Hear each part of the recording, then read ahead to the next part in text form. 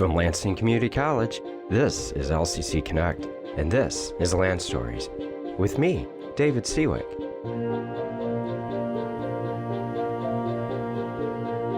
Each episode explores a different topic, such as the people, business, neighborhoods, communities, buildings, and other phenomena that make up the history of our college and our region. We tell stories, and in doing so, we connect the past to the present. We begin this episode of Lanstories with a correction. In the episode that discussed the creation of Lansing Community College's downtown campus and the construction of Dart Auditorium, I had mentioned that there was a house on Lansing Community College's campus called the Turner House, and that it had been demolished in the close proximity of time in which Dart Auditorium was built, which is around 1980. But that was incorrect, and I want to thank my colleague Rob Edwards for pointing out my error. The building that is in question, the Turner House, actually stood for quite a bit longer than that. It was not torn down until sometime in the early part of the first decade of this century. So that would be the early 2000s. And again, thank you very much, Rob, for correcting me on my error. And if any of you ever have a correction, question, comment, concern, feel free to get a hold of me. My contact details are on the webpage lccconnect.org, where you can find past episodes of this program, plus all of the others that we produce here as part of the LCC Connect series. The idea of memory, therefore, and why some people remember one thing one way, remember one thing the other, or why certain people think they know something about a historical event, a historical person, a historical phenomenon, and when it turns out, well, actually, this story is a little bit different than what they initially thought. That is the theme of this episode of Lanstories. And to begin that exploration of that idea, we are going to take another little stroll around downtown Lansing. For those of you that have listened to past episodes, you know that we like to take strolls around Lansing on this program, and we are going to do that. Our stroll today is going to take us not very far from Lansing Community College's campus. We're going to walk just a couple blocks to the south, down Capitol Avenue, and we're going to stand in front of the beautiful Michigan Capitol building. We're going to walk up the sidewalk that takes us to the main entrance of the building, but we're not going to go into that building. We're going to stop. We're going to stop because we are going to encounter a statue of a man by the name of Austin Blair. There are many monuments and statues on the Capitol lawn, but actually there's only one that is of an actual person, meaning the other statues or monuments are representative of certain events, groups of people. Many of them are war monuments, actually. Many of them are Civil War era monuments. And in fact, the state Capitol building itself is in many ways a gigantic monument, a living monument, a working monument to Michigan's contribution to the Union during the Civil War. And it is that war, the Civil War, that brings us to the man that we're looking at on top of a pedestal. That man is Austin Blair. And Austin Blair has the distinction of being the only person with a statue honoring him on the Michigan Capitol lawn for a very good reason. And that reason is indeed because of his contributions to the preservation of the Union during the Civil War. But our look at Austin Blair gives us an opportunity, therefore, to also consider the concept of historical memory, to look at why certain things are remembered or forgotten in the way they are. And I didn't realize it at the time, but as it turns out, somewhere deep in the caverns of my mind's filing system, I believe the inspiration for this episode came many years ago. It is probably not going to surprise any of you out there if I told you that I saw something on social media, and that sparked an idea in my mind. Here's what I saw on social media. I saw Confederate flags in the back of people's pickup trucks who were parked at or about Austin Blair Park in Jackson. And this was several years ago. And it was a rally that took place round about the time, actually, of the summer that, not too far from there, many years earlier, the Republican Party was founded. And Austin Blair had a role to play in the Republican Party. I'm going to discuss that in a moment. It was a very important role. He's actually one of the founders of the Republican Party. And, as I will also discuss momentarily, that party had its founding at a meeting in Jackson, Michigan on the 6th of July in 1854. So, why then would a park bearing the name of one of the people who truly did keep the United States together during that terrible Civil War that killed hundreds of thousands of Americans, a war that, in Austin Blair's own words, was fought over what he called the vilest crime in existence, slavery, have a rally in the 21st century of people bearing a banner that, while not the state banner of the Confederacy, nonetheless has through the years come to define in popular culture nowadays the side that, well, lost the Civil War and indeed tried to break the Union apart. That brings to mind historical memory. And historical memory is something that, on the sounds of it, sounds like, what the heck is he talking about with historical memory?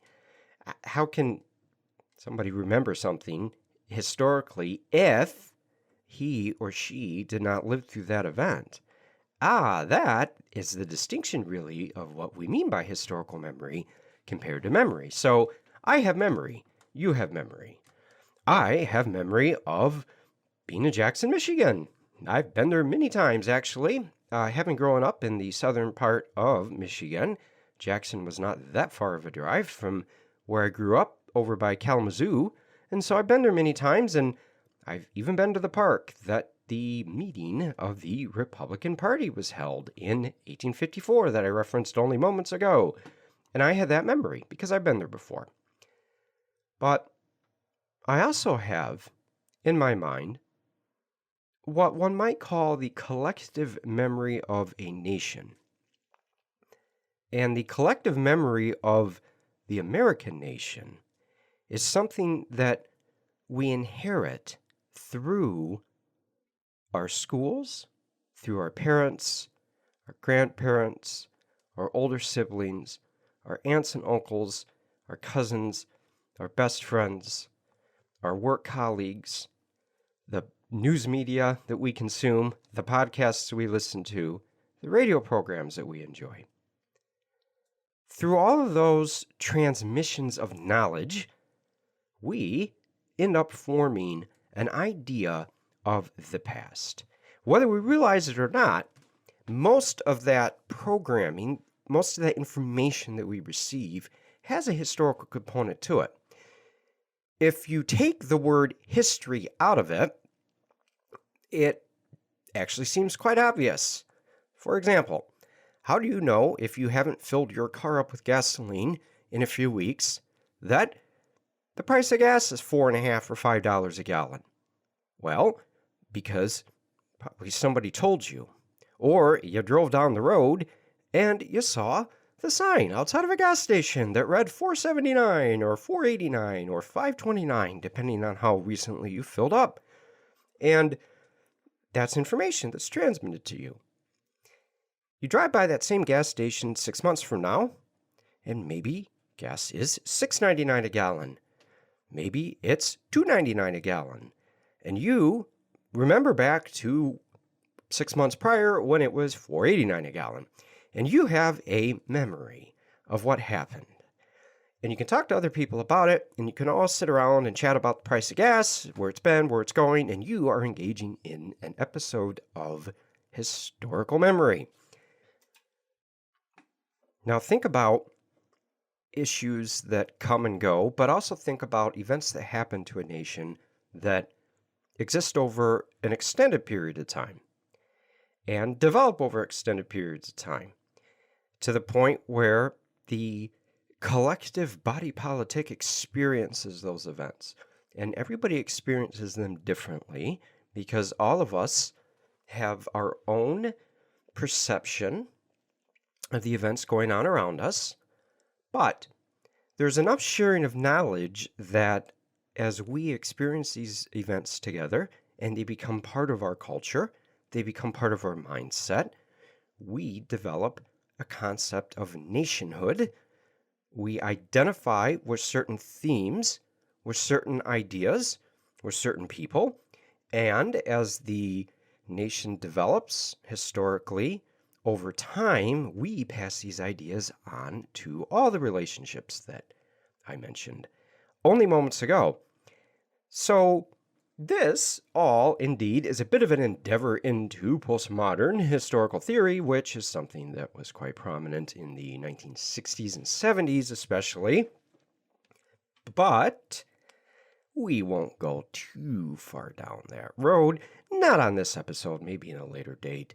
For now, I want us to think about that idea of historical memory.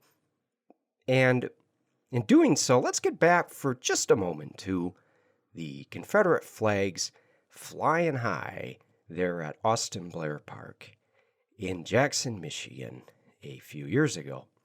How do we get to the point where a park that is named in honor of one of the men who, well, worked hard, as an understatement, to preserve the Union? Actually, he staked his entire political career on it. We're going to talk about that here momentarily. And indeed lived through an event that killed hundreds of thousands of people. It is absolutely impossible, really, to adequately explain, I think, now what the Civil War meant to the people that lived through it, and of course the people that didn't survive through it. The best description I think I can have you read is from an absolutely outstanding book that was published a few years ago by a historian. Her name is Drew Gilpin Faust, and the book is called This Republic of Suffering. And if any of you have ever seen the movie Saving Private Ryan, it has often been remarked that the opening scene of that movie is one of the more accurate depictions on film of what it was like to be part of that operation during the Second World War. It's a very riveting piece of film, and quite frankly, it's difficult to watch actually when you try to put your mind into the people who actually lived through that event. And many of us, myself included, certainly know people that are new. Unfortunately now, many of them have passed away, but knew people that did indeed live through that event. The first chapter of the book, This Republic of Suffering, is very much a literary accomplishment of a similar magnitude in terms of really getting to the heart of what the Civil War was like and the sheer violence and horror of those who lived through it. So how do we get then to the early part of the 2010s? And all of that horror, all of that destruction that was the attempt at dismantling the United States, how do we get to the point where people probably with little, if any, knowledge of what the Confederate flag, as we call it nowadays, actually stood for. How do we get to the point where they're flying that on a park named after the governor of Michigan, one of the founders of the Republican Party, whose raison d'etre during the time was to preserve the Union and prevent the very cause that that flag stood for from destroying that Union? We're going to get to as far as we can in answering that question. And I want to keep this in mind as we're exploring the idea of memory. So let's span the decades. We're actually going to span the centuries now. And let's go back to the beginning of Austin Blair's life. And it starts not far actually from a place in New York that made its appearance on Lanstories just a few episodes ago. For those of you who are faithful listeners to this program, you will remember a few episodes ago we discussed who Lansing's named after. And Lansing, as it turns out, is named after a gentleman by the name of John Lansing Jr. because Lansing, Michigan is named after Lansing, New York, which is named after John Lansing Jr. And go back and listen to that episode of Lanstories, and you will be fascinated to learn all of the connections that Michigan has with the state of New York in the 19th century. And as it turns out, Austin Blair is another one. He is another individual that we can trace back to the state of New York. Blair was born in Caroline, New York. Caroline is a tiny little town along the way to Ithaca, and it's only about 20 miles actually from Lansing, New York. So we're in upstate New York, as the region's called now, not far from the Finger Lakes region. And in 1818, on the 18th of February, actually, Austin Blair was born in Caroline, New York. He grew up in New York, studied law, was admitted to the New York bar, and then, like many people from New York, he ended up moving to Michigan. Michigan was one of the most sought-after places to move in the United States in the 1830s, the 1840s, and there are a lot of reasons for that. We had lots of good agricultural land here. Michigan was deemed to have a very favorable climate compared to other parts of the country at the time. And, of course, Michigan had a very ample supply of water. The very same reasons why, in the year 2022, people still find Michigan to be a very useful place to live. So Austin Blair moves here in 1841. And in 1841, he enters politics. He first is elected as the clerk of Eaton County, and then he ends up moving to Jackson, and from there, he gets elected to the State House in 1845.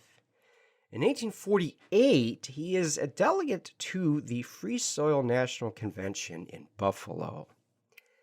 And the Free Soil National Convention was called so because this was the Free Soil Party. And we're going to have to take a little bit of a turn away from the biography of Austin Blair to look at the politics. He was becoming a very important part of it at the time.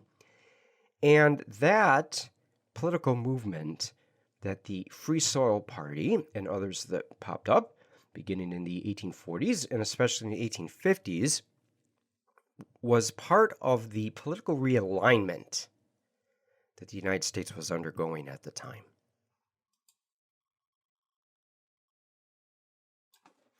The Free Soil Party, as its name would suggest, was a party that was formed over opposing the expansion of slavery. Free soil referring to the idea that as the United States expanded territorially westward, those territories would be free of slavery when they became states admitted to the Union. And the Free Soil Party really formed as a result of the Mexican-American War. All of the issues that propped up during and after that war involving the territorial expansion of the United States, slavery being a huge one, and ultimately the inability of the Whig Party to remain united over whether or not they would oppose slavery's expansion or would agree to what was known as popular sovereignty at the time, which was the idea that people that were moving into the new territories would be able to decide through elections whether or not slavery would be allowed to expand or not. The Free Soil Party didn't last very long, and ultimately many of those, like Blair, who were involved in the early formation of the Free Soil Party, ended up forming the Republican Party. And we'll turn our story now back to Austin Blair because it is really that moment that he is going to become very prominent, not only in Michigan politics, but national politics. So Blair is elected to the Michigan State Senate in 1854, and that same year, on the 6th of July of 1854, what I mentioned here a few moments ago, the first Republican Party convention takes place. Convention may be a little bit of a stretch of the word. It was a meeting held in Jackson, Michigan, where Blair was living at the time. And that meeting consisted of men such as Blair, where they formed a party that would formally take a stand opposing the expansion of slavery, but also, and a lot of people forget this about the Republican Party, would tie in their opposition to the expansion of slavery with what was at the time deemed a very progressive, and some might even say activist, economic policy in regards to the role that the government would play in what they believed was fostering economic growth. So the Republican Party is definitely a party that is founded over the issue of slavery. It is very, very, very important, though, to note that the Republican Party's official stance was anti-slavery. It was not abolition. And that is not a technicality of word usage. The two were very different. Those that were abolitionists, as the name suggests, wanted to abolish slavery immediately and permanently, wherever it existed, and they wanted to do so by, well, in some cases, to quote a much later American historical figure, any means necessary. The anti-slavery stance, which is actually what the majority of the people that were opposed to the expansion of slavery believed in, was actually as much an economic argument as it was a moral argument. Anti-slavery folks believed that slavery was an economically backward system. Many anti-slavery people also agreed with the abolitionists that it was a morally corrupt system. And being a combination of the two, anti-slavery people believed that the growth and progress and prosperity of the United States would forever be slowed by the existence of slavery. But they also recognized that much of the American economy was dependent upon slavery, both South and North. And they also recognized that the union of the American states would absolutely be threatened should slavery be abolished immediately, or it proposed to be abolished immediately, because many of the folks who were in politics at the time, of course, many of the prominent businessmen in America, they owned slaves. So the anti-slavery folks had the stance that if slavery were prevented from expanding further, it would die a natural death, and in doing so, would allow the United States to rid itself of this economically backward and morally corrupt institution, and thereby, in the minds of the anti-slavery folks, this was a way that the U.S. could accomplish the end of slavery without tearing the nation apart. Now, as it turns out, though, the anti-slavery stance was deemed by many Americans, North and South, to be an extremist stance. I think it goes without saying that Southerners who were slave owners would believe that, but it may be surprising to hear that there were a fair amount of Northerners, too, who believed that the anti-slavery stance was too radical. And a lot of those folks instead adopted the idea that Lewis Cass, for example, a prominent Michigander from this era, professed, and that was the idea of popular sovereignty, which I mentioned a moment ago. The idea that as the nation expanded, the issue of slavery could be resolved by having the people who moved into the newly acquired territories decide for themselves through election whether or not slavery would exist. And that turned out to be viewed as the ultimate compromise position. Now, ultimately, though, the politics of the United States became polarized greatly over the issue of slavery. No single stance was deemed to be sufficiently acceptable to all regions of the United States. Those who were abolitionists believed that it was a moral wrong and slavery had to be done away with immediately. They were a minority, but they were a very powerful minority in some parts of the country. The anti-slavery folks, men like Austin Blair, who eventually formed into the Republican Party, believed that the economic backwardness of slavery, combined with its moral corruption, deemed it to be an institution that needed to be done away with, but in a manner which did not harm the Union. And then the popular sovereignty folks believed this was an issue that could be voted away. And then those from the South, who were slaveholders, as well as some people from the North, too, believed that slavery needed to be allowed to persist. It was a states' rights issue. It was also, in their words, a moral issue. Very hard for us nowadays to even, I think, imagine that there were those who would argue that slavery was a morally wholesome and even necessary institution. Whether or not they believed that in between their own ears, there were certainly folks who did publicly profess such a stance. And that's the background, thereby, which the meeting in 1854 took place. And the formation of the Republican Party is one of these extremely important events in American history that has been remembered collectively in a variety of ways. Some not so serious.